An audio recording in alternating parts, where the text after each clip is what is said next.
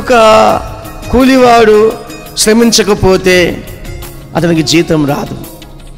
ఒక ఉద్యోగి శ్రమించకపోతే ఆ వ్యక్తికి జీతం ఇవ్వరు. శ్రమిస్తేనే ఆ మనిషి జీవితంలో ఫలితము అనుభవిస్తాడు. కొంతమంది అంటారు వాళ్ళు శ్రమజీవులు, వారు కష్టజీవులు.